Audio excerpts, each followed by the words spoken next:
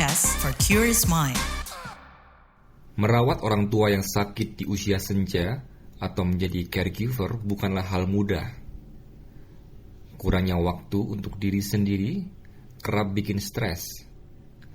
Belum lagi ketika harus merelakan pekerjaan atau impian demi memastikan orang terkasih mendapatkan perawatan terbaik.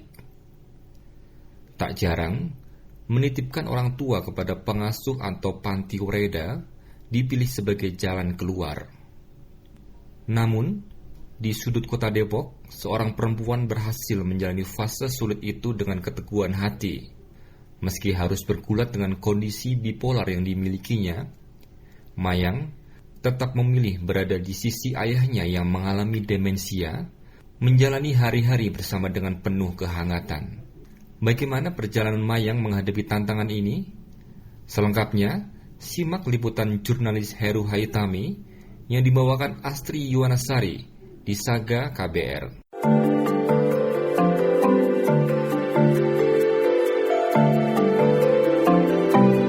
Saga, cerita tentang nama, peristiwa, dan fakta.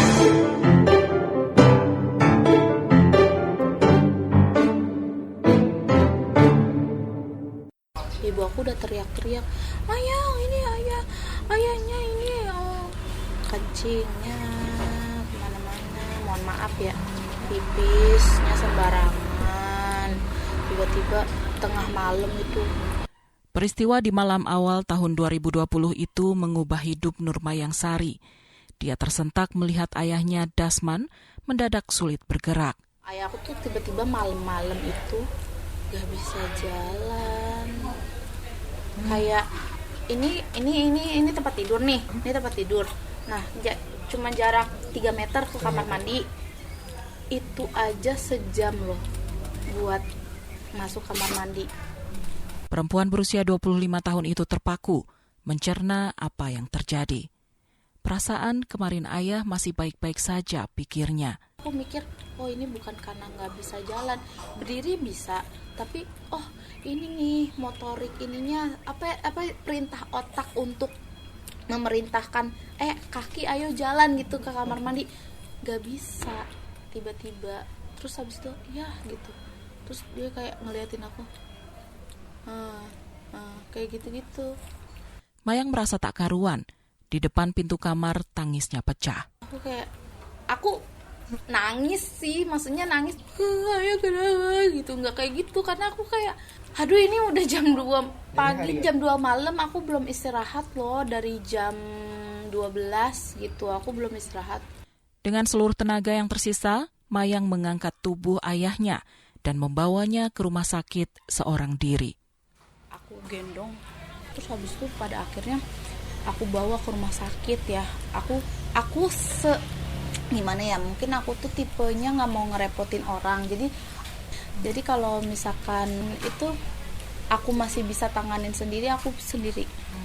Sepanjang perjalanan Mayang berusaha menenangkan diri. Dia yakin tak ada hal buruk menimpa ayahnya yang berusia 75 tahun itu. Namun di hari pertama jadi nggak ada respon, pas diiniin tangannya, kakinya, ini gelitik-gelitikin apa gimana, itu tuh nggak ada respon. Terus kayak disuruh ini siapa, nggak kenal.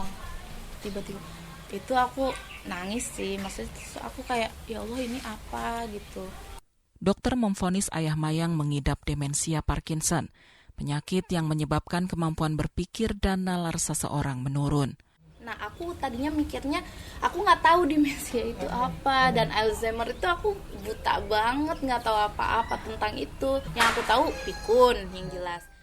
Di Indonesia, prevalensi penyakit demensia Alzheimer sekitar 27% atau 4,2 juta penduduk. Penyakit ini merupakan penyebab kematian terbanyak kelima bagi orang berusia 65 tahun ke atas. Mayang bimbang tak tahu apa yang harus dilakukan. Akhirnya, dia memutuskan membawa sang ayah pulang, tapi bukan ke rumahnya di Bekasi. Aku telepon abang aku yang kedua, ini gimana nih, ayah udah parah banget nih, gimana gitu. Udah boyong aja ke Depok gitu. Akhirnya dirawat deh ayah aku. Sejak kejadian malam itu, Mayang lebih banyak di rumah. Ya. Itu udah azan. Ayah dengar gak? Iya. Dengar ya? Udah Menemani ayah ke kamar kecil atau sekadar duduk bareng nonton televisi. Aktivitas itu terasa asing baginya. Mayang bergulat dengan emosi yang kerap naik turun, sementara ingatan sang ayah menurun drastis dari hari ke hari, hingga tak lagi mengenali keluarga. Kamu siapa katanya? Udah lama kerja di sini, disangkanya aku ART. Soalnya kan aku lusuh ya kalau di rumah ya, maksudnya pakai daster, pakai ini. Ya pokoknya pakai rumah aja sih, kayaknya aku di rumah terus gitu kan, nyiapin makan, masak apa gimana, nyuci baju, ini segala macem, nyapu. Ya ART banget, ya udahlah ya udah. Beban Mayang bertambah ketika ibu sambungnya yang berusia 68 tahun terkena stroke.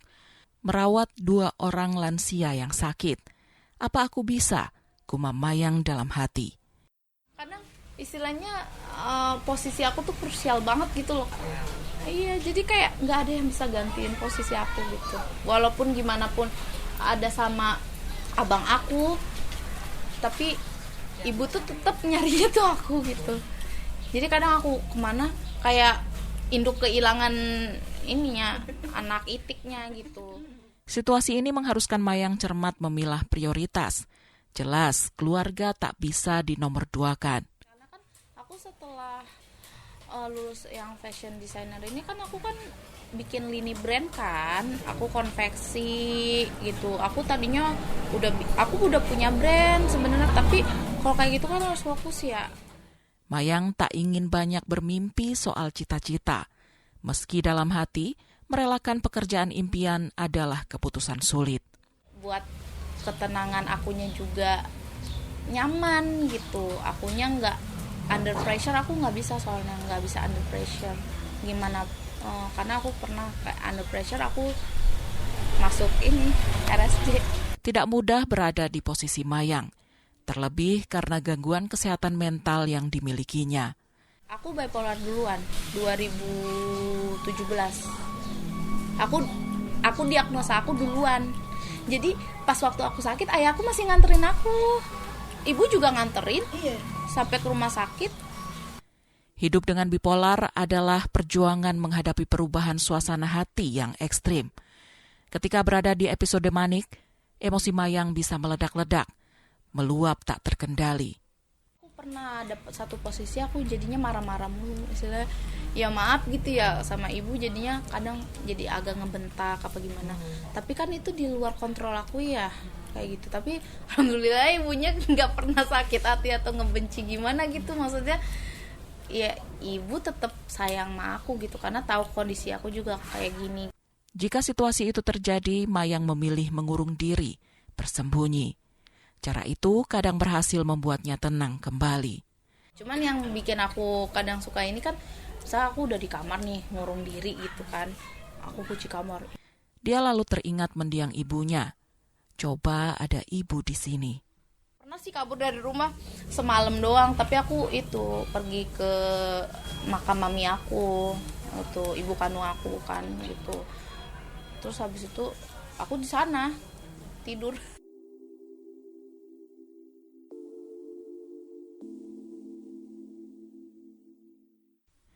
Itu cerita Mayang bertahun-tahun lalu. Kini dia telah berdamai dengan situasi. Baginya, kebahagiaan bisa datang dari hal-hal sederhana, seperti nongkrong di warung kopi. Nah, aku kebutuhan jiwa aku itu ngumpul dengan teman-teman gitu. Kayak entah itu, maksudnya teman-teman aja gitu, kayak nongkrong, kayak ngobrol, kayak gini juga kan termasuk ini ya, healing gitu juga. Aku nggak perlu tuh kayak mewah-mewah, kayak harus kemana, cuman makan aja di bakso juga udah seneng aku mah. Mayang juga lebih pandai membagi waktu. Sembari merawat kedua orang tua, dia membuat konten make up dan produk-produk kecantikan di akun TikTok dan Instagramnya @mamai4. Sebagai kaum ogah rugi, senang banget deh nemuin produk yang multitasking 2-in-1 kayak gini. Dengan busanya yang cukup berlimpah, sangat cocok untuk lumayan menghasilkan, bisa untuk jajan, kata dia. Aku ada Istilahnya aku tuh maksudnya kayak apa aja tuh aku suka gitu yang berbau kreatif kayak gitu. Nah makanya pada ujungnya ya sekarang jadi content creator aja gitu. Dia juga berbagi cerita kesehariannya bersama ayah. Itu ya yang sama ayah itu. Karena awalnya aku tuh orangnya pengen sharing doang. Aku bukan mau dipandang menjadi anak yang berbakti yang apa. Maksud aku tuh aku lempar inian istilah umpan biar ngumpul nih yang sesama caregiver. Jadi kita bisa saling bertukar informasi, sharing. Aku senang. Mayang kini belajar, daya tahan bisa muncul dari semangat yang ia bangun sendiri. Kita berkorban, cuman kita harus tahu kapasitas kita juga dong gitu. Masa jadinya kita jadi pasien juga ya jangan dong, juga harus jaga diri juga. Nah untuk diri kita sendiri apa nih yang bisa kita lakukan dengan segala keterbatasannya? Ya udah jaga tidur, jaga istirahat kan, jaga makanan ya kan. Terus biar nggak stres apa yang bikin happy ya, yang bikin senang. Pakar psikologi dari Universitas Negeri Jakarta, Zarina Akbar bilang, mengatur emosi dan hati adalah kunci untuk bertahan. Semua aspek dalam diri si caregiver ini benar-benar jadi terpengaruh, akan sangat mempengaruhi banyak aspek dalam dirinya. Sehingga memang pengelolaan diri di sini menjadi sangat penting bagi caregiver. Jadi fokus selain kepada pasien, orang terkasihnya, juga kepada dirinya sendiri menjadi sangat penting concern-nya di sini.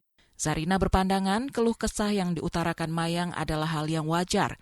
Orang-orang seperti itu dan caregiver lainnya perlu merawat diri dan mengenali emosi. Nggak apa-apa juga loh kita bilang kalau ada rasa capek dalam diri gitu ya.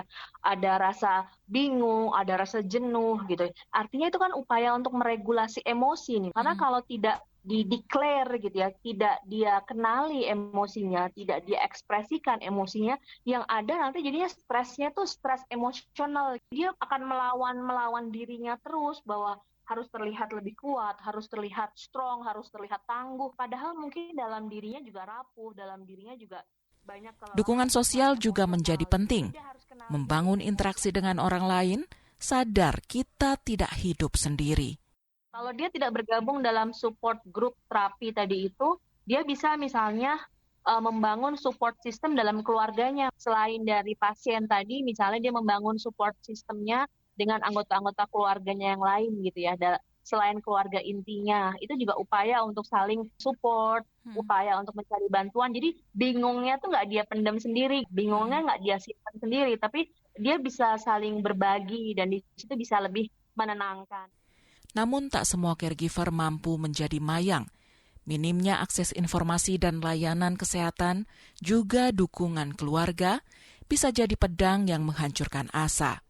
Secara mentalnya dia harus kenali dulu emosi yang dia rasakan dan dia belajar untuk mengenali dan mengekspresikan emosinya. Cara the way untuk mengekspresikan emosi ini beda-beda. Ada yang lebih senang untuk cerita dengan lisan, curhat gitu. Dia menyampaikan keluh kesahnya. Ada yang dia tidak suka bercerita, tapi dia mengekspresikannya misalnya dalam bentuk dia menulis, dalam bentuk dia menggambar. Tapi ada upaya-upaya yang dia ekspresikan, dia keluarkan gitu. Merawat orang tercinta di usia senja memang bukan tugas yang mudah. Seperti Mayang, dengan kesadaran untuk merawat diri sendiri, caregiver dapat menjalani proses ini bukan sebagai beban, melainkan sebagai wujud kasih dan perhatian.